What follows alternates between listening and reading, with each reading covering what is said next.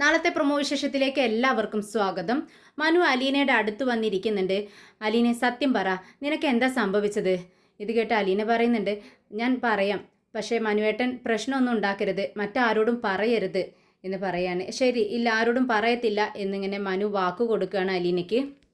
അങ്ങനെ അലീന സത്യമെല്ലാം മനുവിനോട് തുറന്നു പറയുന്നുണ്ട്. ഇതെല്ലാം കേട്ട് മനുവിന് ഇങ്ങനെ ദേഷ്യം വന്ന് ഇങ്ങനെ കൈകളെല്ലാം ചുരുട്ടി പിടിക്കുന്നുണ്ട്. അതിനുശേഷം അലീനയുടെ കൈകൾ പിടിച്ച് തൻ്റെ നെഞ്ചോട് ചേർത്ത് പിടിച്ച് തലയിലൂടെ ഇങ്ങനെ തഴുകുന്നുണ്ട്, മുടിയിലൂടെ, അലീനയുടെ മുടിയിലൂടെ ഇങ്ങനെ തഴുകി കൊടുക്കുകയാണ്.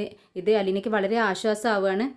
പിന്നീട് ബാലചന്ദ്രനോട് വൈജയന്തി ചോദിക്കുന്നുണ്ട്, നിങ്ങൾ എന്തിനാ അവളെ സിറ്റി ഹോസ്പിറ്റലിലേക്ക് കൊണ്ടുപോയത്? ക്യാഷെല്ലാം ഒരുപാട് ചിലവാകത്തില്ലേ? അവളെ വല്ല സാധാ ഹോസ്പിറ്റലിലും കൊണ്ട് ചെന്നാക്കിയാൽ മതിയായിരുന്നില്ലേ എന്ന് ചോദിക്കുകയാണ്. ഇത് കേട്ട് മനു പറയുന്നുണ്ട്, അവൾക്ക് അതിൻ്റെ ആവശ്യമില്ല. അവൾക്ക് രണ്ട് കെയർ ടേക്കർമാരുണ്ട്, ഒന്ന് ബാലചന്ദ്ര മേനോനും ഒന്ന് മനുശങ്കർ മേനോനും.